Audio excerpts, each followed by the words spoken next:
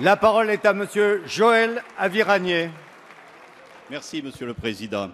Ma question s'adresse à Madame la Ministre des Affaires sociales, de la Santé et des droits des femmes. Madame la Ministre, la loi de sécurisation de l'emploi que nous avons adoptée en 2013 a permis de généraliser les mutuelles en entreprise.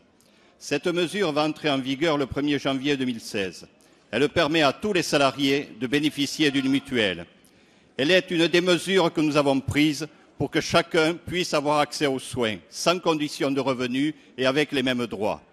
Depuis notre arrivée au pouvoir, nous avons mis en place, grâce à la loi santé, la généralisation du tiers payant pour que les patients n'aient plus à avancer de frais.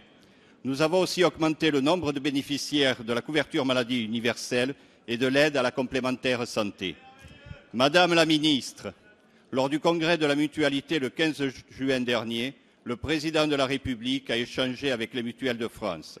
Elles sont prêtes à mettre en application cette mesure qui va permettre à chaque salarié de bénéficier au 1er janvier 2016 d'une complémentaire santé. C'est un progrès majeur que nous devons tous saluer. Le Président de la République a aussi annoncé une réflexion plus large sur l'accompagnement des retraités pour un meilleur accès à la complémentaire santé et pour mettre en place des contrats responsables.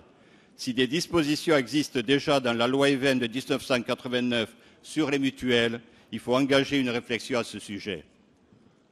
Madame la Ministre, depuis 2012, le gouvernement et la majorité se battent pour que les Français puissent avoir un meilleur accès aux soins. Pouvez-vous nous dire comment se mettra en place la généralisation de la complémentaire santé?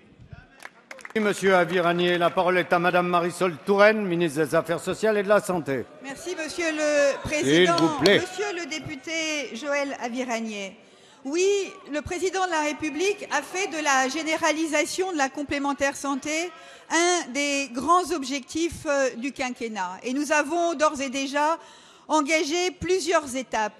La première, vous l'avez évoquée, a consisté à étendre à l'ensemble des salariés le droit à une complémentaire santé dans le cadre de leur activité dans leur entreprise. À partir du 1er janvier prochain, tous les salariés pourront être progressivement couverts par une complémentaire santé. La deuxième étape, elle s'est adressée aux retraités les plus modestes. Nous avons relevé le plafond de la CMU et de l'aide à la complémentaire santé. Ce sont 700 000 retraités de plus qui sont ainsi couverts par une complémentaire santé.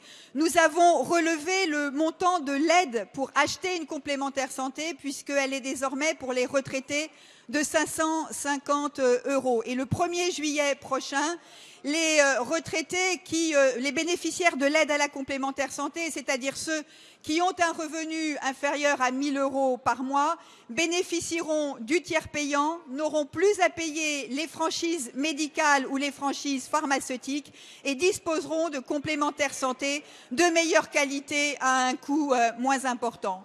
Et puis la troisième étape, c'est celle que nous engageons à la suite des annonces du Président de la République pour faire en sorte que les 800 000 retraités qui encore aujourd'hui n'ont pas de complémentaire santé, sur les 15 millions de retraités, ils sont 800 000, puissent avoir un soutien pour être bien couverts. Plusieurs dispositions sont actuellement à l'étude et nous avons la volonté que l'ensemble des retraités qui sont confrontés à des besoins de santé importants à un moment où leurs revenus diminuent puissent être aussi bien couverts que le reste de la population. C'est un grand projet social annoncé par le Président de la République.